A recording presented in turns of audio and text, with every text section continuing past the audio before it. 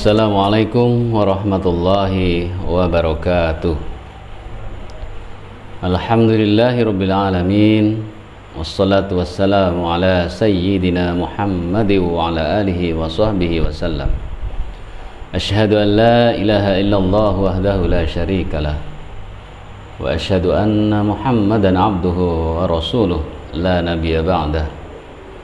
Wa qala Allah ta'ala fi kitabihil karim, a'udzu billahi minasy syaithanir rajim. Bismillahirrahmanirrahim. Iqra bismi rabbikal ladzi khalaq.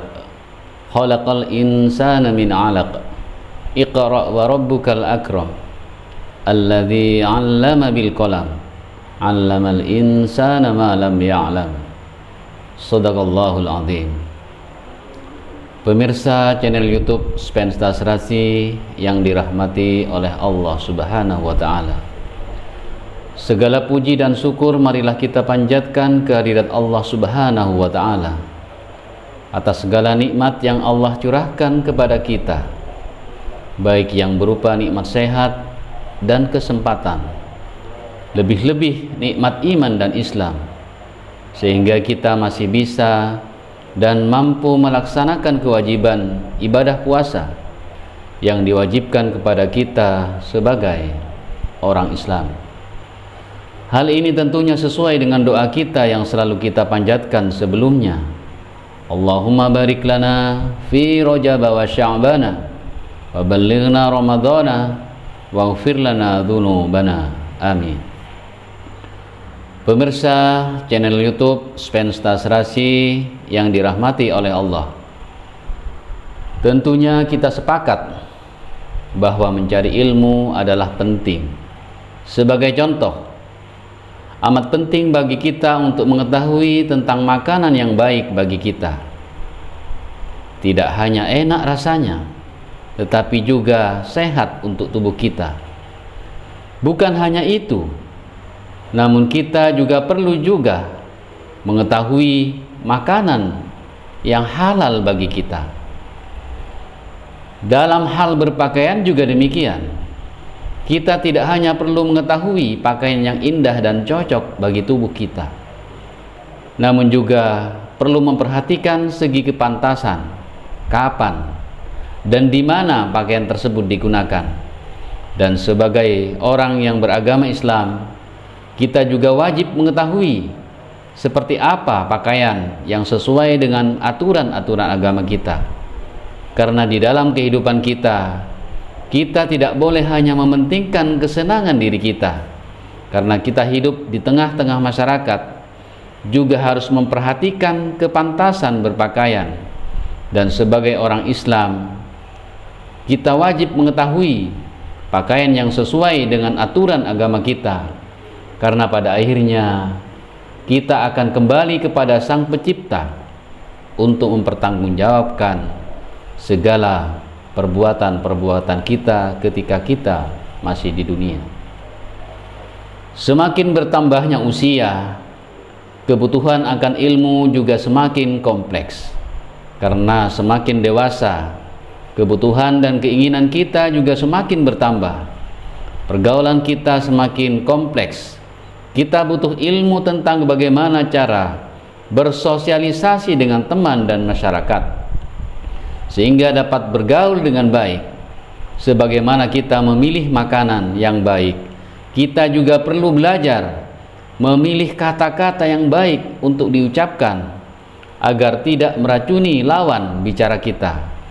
Kita juga perlu belajar agar tidak mudah terpancing amarah kita, yang akan menyebabkan terjadinya pertengkaran.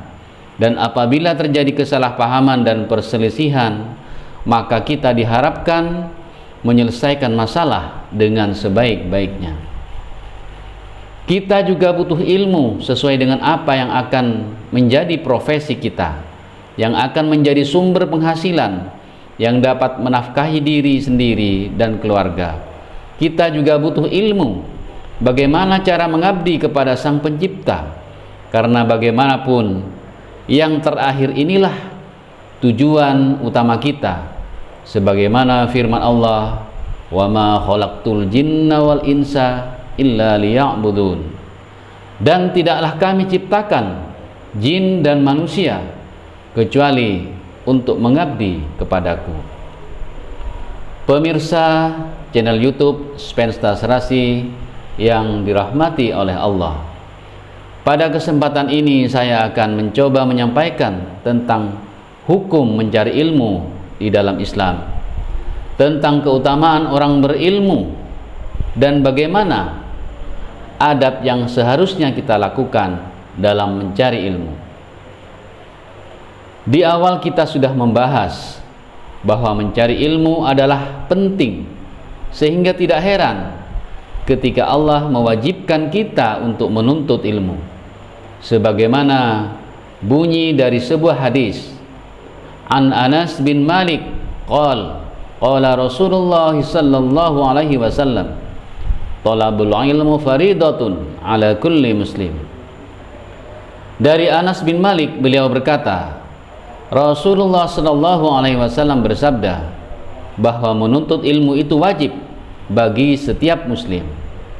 Dengan demikian, kewajiban mencari ilmu tidak hanya sebatas pada anak-anak atau orang yang masih muda saja, tetapi juga berlaku kepada seluruh umat Islam, baik laki-laki maupun perempuan, bahkan kepada mereka yang sudah lanjut usia. Sebagaimana yang dikatakan dalam pepatah Arab, utlubul ilma minal mahdi ilal ahdi, yang artinya tuntutlah ilmu dari buayan hingga liang lahat.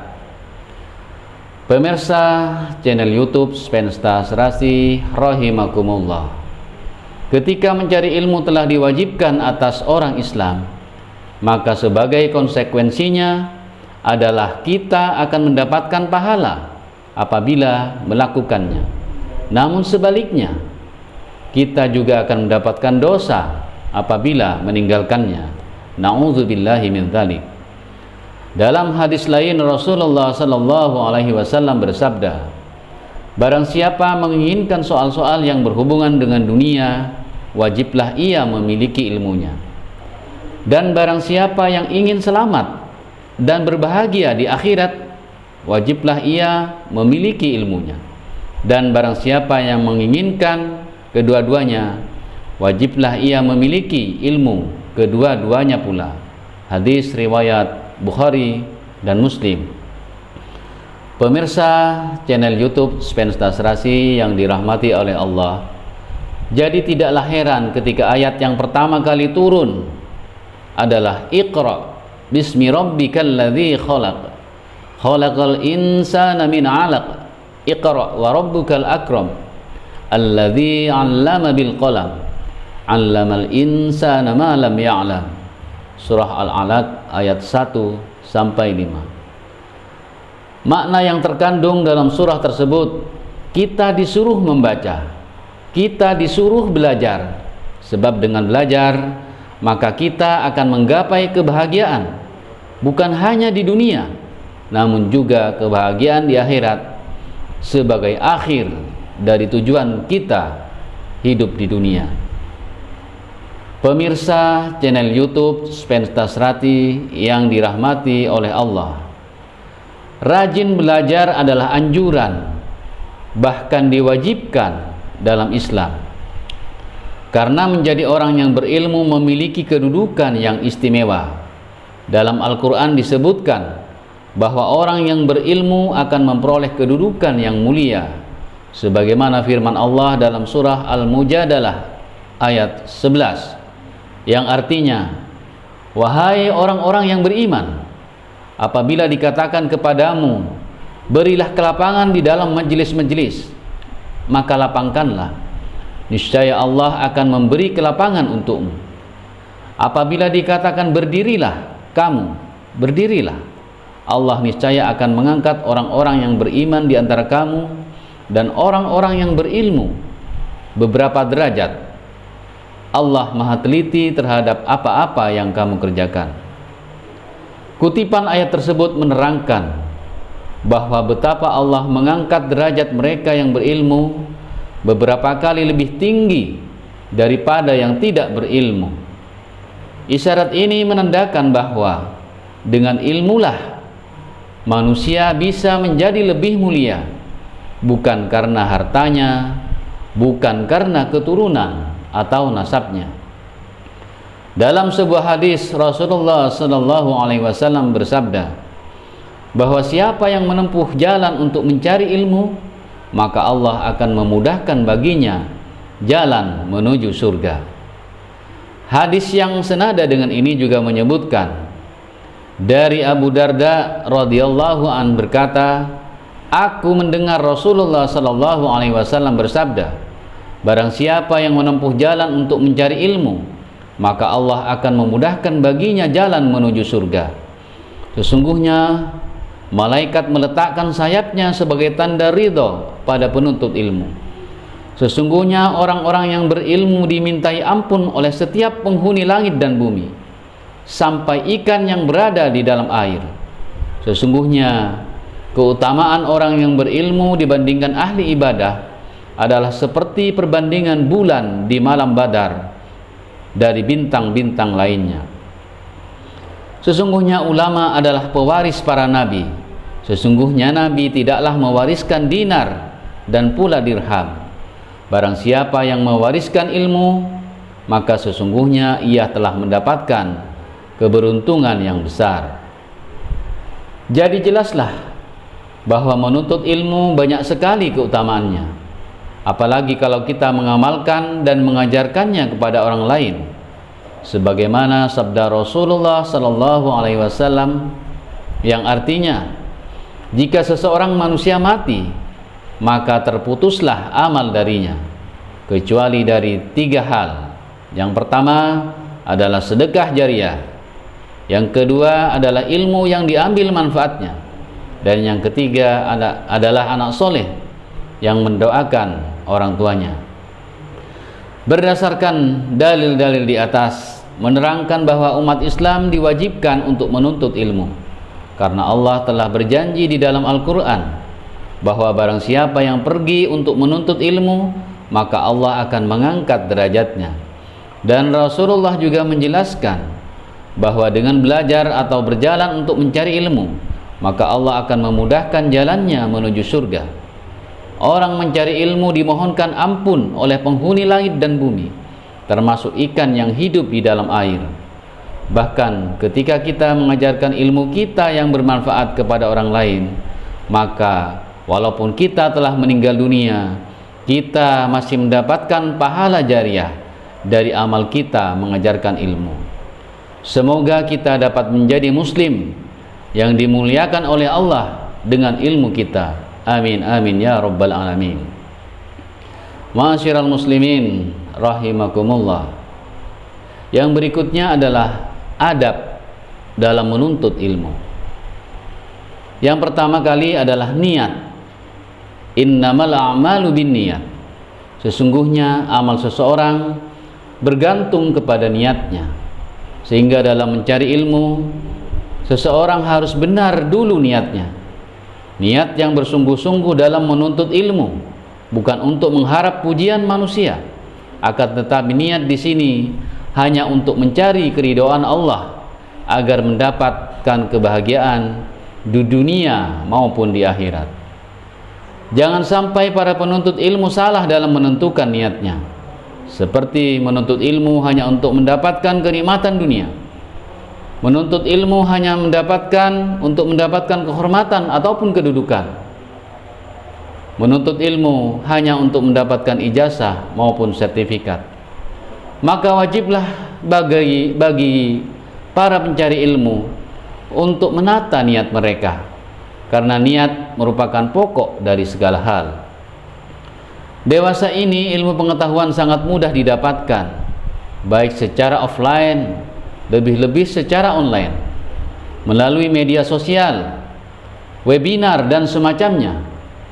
Jika niatnya sudah benar, maka kita akan merasakan nikmatnya mencari ilmu, dan tentu saja kegiatan kita akan bernilai sebagai ibadah dalam pandangan Allah Subhanahu wa ta'ala. Adab berikutnya dalam mencari ilmu adalah berdoa. Berdoa sebelum dan setelah belajar juga merupakan praktik yang dianjurkan. Berikut ini adalah bacaan doa yang sering diucapkan sebelum belajar. Raditu billahi robba wa bil islami dina wa bi Muhammadin nabiyya wa rasula rabbi zidni ilma warzuqni fahma, yang artinya, aku ridho Allah sebagai Tuhanku, Islam sebagai agamaku, Nabi Muhammad sebagai Nabi dan Rasul. Ya Allah, tambahkanlah kepadaku ilmu dan berikanlah aku pengertian yang baik. Begitu juga setelah menuntut ilmu, umat Islam dianjurkan untuk menutupnya dengan doa. Berikut ini adalah doa yang sering dipanjatkan setelah belajar. Allahumma arinal haqqa haqqa warzuqna tibaa wa arinal batila batila warzuqna jitinabah, yang artinya, ya Allah, tunjukkanlah kepada kami kebenaran sehingga kami dapat selalu mengikutinya, dan tunjukkanlah kepada kami kebatilan sehingga kami dapat menjauhinya. Ma'asyiral muslimin rahimakumullah. Adab yang ketiga adalah memilih ilmu. Para penuntut ilmu hendaknya memilih ilmu yang paling baik dan ilmu yang bermanfaat untuk kehidupan dirinya, kehidupan masyarakat, dan kehidupan agamanya, untuk masa kini dan masa yang akan datang, dan tentu saja dengan tidak melupakan kepentingan akhirat kita. Tidak kalah pentingnya, sebaiknya kita juga memilih ilmu sesuai dengan bakat dan minat kita, sehingga kita menjadi lebih bersemangat dalam menuntut ilmu. Memilih ilmu yang tidak sesuai dengan bakat dan minat kita akan menyebabkan kita ke dalam kondisi yang tidak menarik dan membosankan, sehingga hasil kita menuntut ilmu tidak akan maksimal. Adab yang keempat adalah menghormati guru. Termasuk adab mencari ilmu adalah menghormati guru. Para guru adalah ulama di bidangnya, sedangkan para ulama adalah pewaris para nabi. Guru tempat kita menimba ilmu. Ketika ilmu kita ibaratkan sebagai air, maka guru-guru kita adalah sumber airnya yang harus kita rawat dan kita jaga kebersihan dan kesuciannya, agar kita mendapatkan barokah dari penghormatan dan penghargaan kita kepada guru-guru kita. Adab yang berikutnya adalah bersungguh-sungguh, sabar dan tabah. Para penuntut ilmu harus bersungguh-sungguh dalam mencari ilmu. Dia harus mendengar dengan baik penjelasan dari guru. Dia harus mempunyai catatan yang baik yang bisa dibaca berulang-ulang, sehingga bisa memahami dengan baik ilmu yang disampaikan oleh gurunya. Dia tidak boleh malu untuk bertanya jika ada sesuatu yang belum dipahami. Tentu saja bertanya dengan cara baik dan sopan. Kesungguhan yang kuat merupakan pangkal dari sebuah kesuksesan. Para penuntut ilmu juga harus bersabar dan tabah, karena ilmu merupakan perkara yang sangat penting dan tidak mudah. Manusia yang mau berusaha dengan sungguh-sungguh, maka dia akan berhasil mencapai tujuannya. Ibnu Hajar adalah sebagai contoh seorang pekerja keras untuk mencapai kedudukan ahli di dalam disiplin keilmuannya. Nama Ibnu Hajar tentu sudah tidak asing lagi bagi sebagian kita. Beliau adalah ulama besar dan masyhur dalam bidang hadis dan fikih. Namun, tahukah kita bahwa untuk mencapai level tersebut ternyata banyak sekali yang harus dilewati olehnya. Sebuah jalan yang tidak mudah dan penuh liku harus dijalaninya. Al-Hafiz Ibnu Hajar Al-Asqalani, begitulah ia dikenal banyak orang. Nama lengkapnya adalah Abul Fadl Ahmad bin Ali bin Muhammad Al-Asqalani Al-Misri Al-Qahiri. Nenek moyangnya berasal dari desa Asqalan, kota kuno yang terletak di pantai Suriah dari Palestina. Oleh karenanya, afiliasi namanya menggunakan Al-Asqalani. Ibnu Hajar Al-Asqalani adalah seorang anak yatim.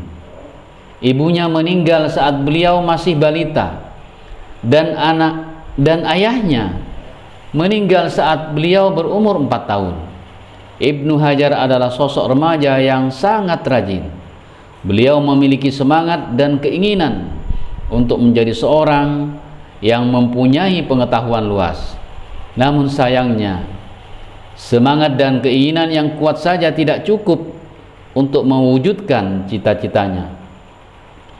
Ibnu Hajar memiliki kelemahan dalam menghafal dan memahami pelajaran yang diberikan oleh gurunya. Akal pikirannya tak cukup baik dalam menerima pelajaran, sehingga hal tersebut membuat dia tertinggal dari teman-teman di kelasnya. Ibnu Hajar muda dilabeli oleh teman-temannya sebagai anak yang bodoh, namun beliau tidak menghiraukan cemoohan dan ejekan dari teman-temannya. Dalam beberapa riwayat, beliau menghabiskan waktu 20 tahun. Riwayat lain ada yang menyebutnya 40 tahun untuk menimba ilmu dari gurunya.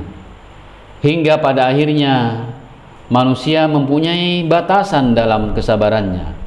Beliau mulai gundah dan gusar karena merasa kesulitan dalam menerima pelajaran. Pada suatu hari, beliau meminta izin kepada gurunya untuk pulang. Sang guru tak serta-merta langsung memberikannya izin. Ibnu Hajar terus-menerus memohon kepada gurunya, sampai akhirnya mendapat izin pulang dari gurunya. Setelah mendapatkan restu dari sang guru, Ibnu Hajar pun segera pulang. Di tengah-tengah perjalanan, tiba-tiba hujan turun cukup lebatnya dan memaksanya untuk berteduh di sebuah gua. Di dalam gua beliau mendengar gemericik air yang jatuh menetes menempa batu besar yang menyebabkan batu tersebut terkikis hingga berlubang. Kemudian beliau merenungi fenomena tersebut dan berpikir bahwa otak dan pikirannya tentu saja tidak sekeras batu tersebut.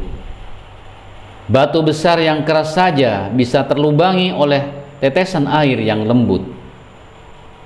Maka tidak mungkin ilmu yang menerpa otaknya tidak akan membekas dalam pikirannya. Akhirnya Ibnu Hajar kembali ke sekolahnya. Di usianya yang sudah tidak muda lagi, beliau tetap bersemangat untuk belajar dan mencari ilmu. Sejak saat itulah Ibnu Hajar yang dikenal giat namun bodoh berubah menjadi murid yang paling cerdas hingga melampaui teman-temannya. Pada akhirnya beliau tumbuh menjadi ulama yang terkenal dan memiliki karangan kitab. Di antaranya adalah Fathul Bari, Syarah Sahih Bukhari, Bulughul Maram, Min Adilatil Ahkam, dan lain-lain. Dari kisah inilah kemudian beliau dikenal dengan sebutan Ibnu Hajar. Ini adalah bukan nama aslinya, yang artinya adalah anaknya batu. Kisah perjalanan dalam menuntut ilmu beliau patut kita contoh, bahwa dalam menuntut ilmu kita tidak boleh putus asa. Meski sudah berkali-kali menghafal dan membaca banyak, ternyata tak kunjung hafal dan paham. Karena pada hakikatnya kita tidak terlahir sebagai orang yang bodoh, hanya saja mungkin usaha kita yang kurang. Semoga cerita ini dapat menginspirasi kita semua hingga menjadikan kita semangat dalam belajar menuntut ilmu. Pemirsa channel YouTube Pensta Serasi yang dirahmati oleh Allah, sebagai kesimpulan dari apa yang sudah saya sampaikan, bahwa mencari ilmu hukumnya adalah wajib. Segala sesuatu yang diwajibkan oleh Allah pastilah sesuatu yang sangat penting dan baik bagi diri kita maupun orang lain. Untuk mencapai kebahagiaan di dunia, kita butuh ilmu. Untuk mencapai kebahagiaan di akhirat, kita juga butuh ilmu. Banyak sekali keutamaan orang yang berilmu dibandingkan orang yang tidak berilmu, baik keutamaan ketika di dunia maupun keutamaan ketika di akhirat nanti. Menuntut ilmu bukan sesuatu yang mudah, namun tetap harus dilaksanakan, karena kalau kita tinggalkan, hukumnya adalah dosa. Menuntut ilmu harus dilakukan dengan sungguh-sungguh, dengan penuh kesabaran dan ketabahan. Satu kata bijak dari Imam Al-Ghazali tentang menuntut ilmu. Beliau berkata, barang siapa yang tidak dapat menahan lelahnya belajar, maka bersiap-siaplah untuk menuai perihnya kebodohan. Demikianlah yang dapat saya sampaikan. Mohon maaf atas segala khilaf dan kekurangan. Billahi taufiq wal hidayah. Wassalamualaikum warahmatullahi wabarakatuh.